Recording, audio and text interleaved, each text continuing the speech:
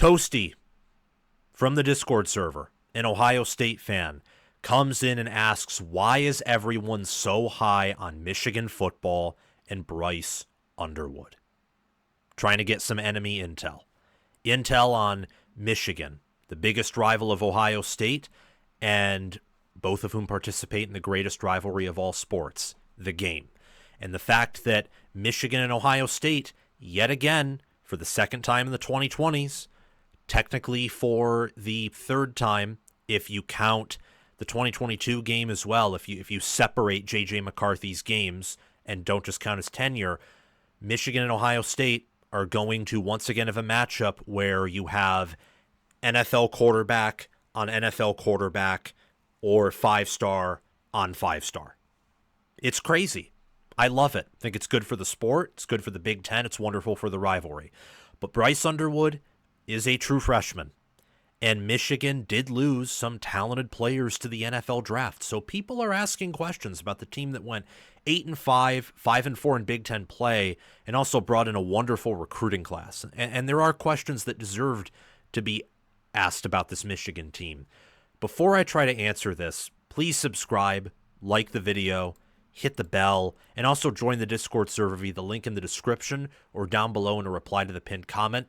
Once you do that, navigate to the hashtag YouTube Mailbox channel and ask me a question. And on Wednesdays at 6 p.m. Eastern Time, we will go live. And at some point this summer, the question you ask will be featured in what we call a Withdrawal Wednesday, where I reach into our mailbox, withdraw the mail that you've given me, and I answer a handful of questions every Wednesday night. Please do those things. I appreciate them. I don't know if people are too high. Depends on what you define as people in regards to how high the masses or certain individuals or maybe the analyst and pundit class are on Michigan football entering 2025. And you think of it this way. Their preseason win total's at 8.5. Now, it is juiced to the over, so Vegas is saying 9-3 is probably their most likely record. But it's with a schedule that is easier than last year's. And with what Michigan brings back, about 60% of their production, statistically, Michigan likely will improve with an easier schedule. So with only winning 2 more games than last year with an easier schedule, does that really mean people are higher on Michigan? Or that maybe they're just projecting them to improve a little bit because of favorable returning production, a 5-star incoming quarterback who, even if he's average, is going to be better than Davis Warren, and their schedule's easier. I mean, look at Michigan's schedule, or at least listen. Since this is a question and answer session, just at least for now, I don't really bring up any fancier graphics in these shorter sessions, but I can read off the schedule to you. New Mexico in week 1, at Oklahoma week 2, that's going to be very tough. Central Michigan week 3, at Nebraska week 4, they get a bye in week 5. Then they host Wisconsin week 6, play at USC week 7, host Washington week 8, travel to Michigan State week 9, host Purdue in week 10, get a bye in week 11 before playing Northwestern in Wrigley Field, neutral site game in week 12. And then you have the annual trip to Maryland for Michigan in week 13 before they host Ohio State in week 14. That is a better schedule than last year, which included home game against Texas, home game against Oregon, road trip against top 10 Indiana, though we didn't know it at the time, and eventual national champion Ohio State. It's an easier schedule. It just is. And especially if you're talking about strength of schedule relative to the team that has said schedule.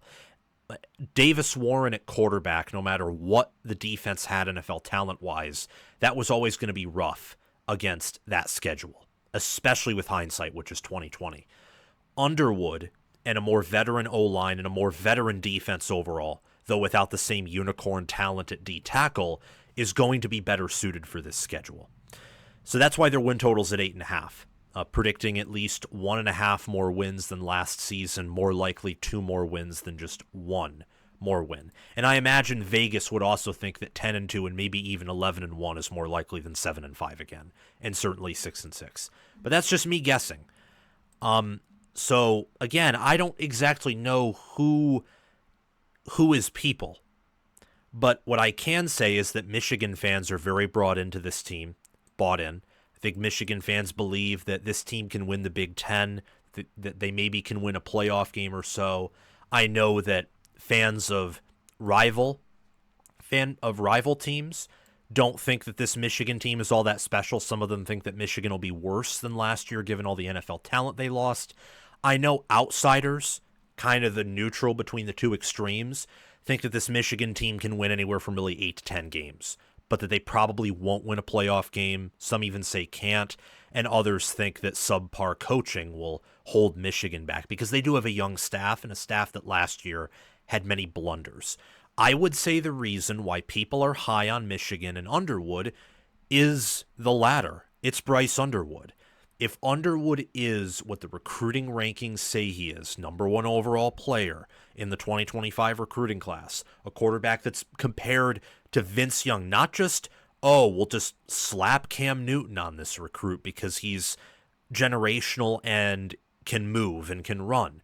No, they also gave a Vince Young comparison. Others have given him Jaden Daniels comparisons.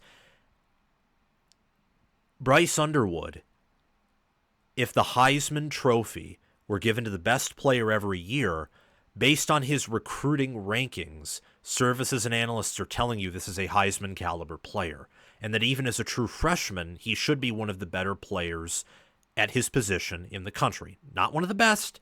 That would be crazy. That would be unforeseen. That would be Jeremiah Smith level. You don't get that every year. In fact, you don't get that most decades. But the point being that going from Davis Warren, a walk-on who had health issues that definitely held his career back, and I applaud him and I admire him for pushing through those, he is not the same player as Bryce Underwood, who's on the other end of the spectrum, healthy, big, sizable. I mean, what he did in high school, he made that look effortless at times, and he puts in effort, does his training, his due diligence, and he was courted and recruited by so many different schools, went to LSU because he saw what they did with Jaden Daniels, and then Michigan was willing to pay out a bunch of money to go and get him. Although that money, I think, shortly won't look like all that much. If Underwood does well at Michigan, they're certainly going to give him a raise, and will probably have to give him a raise if he does well. That's why I think people are high on Michigan and Underwood. It's for mostly Underwood, but some other reasons as well.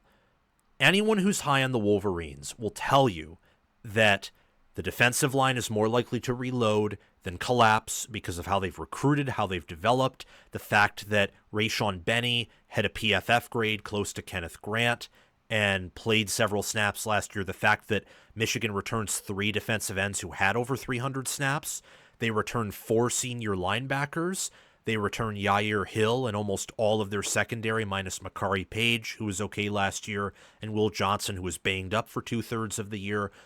And Wink Martindale seemed to figure things out towards the end of last year.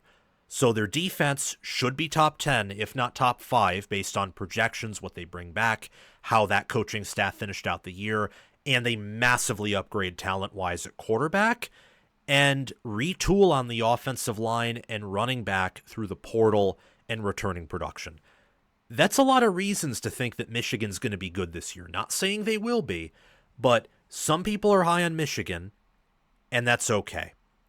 In terms of the general consensus, I don't think people are too high on Michigan. I think the proud supporters, the proud haters, those in between, I think the mean and median opinion on Michigan is probably just about right, if I'm being honest. Expecting them to win 8, 9, 10 games, be a college football playoff contender, but not a national championship contender for 2025.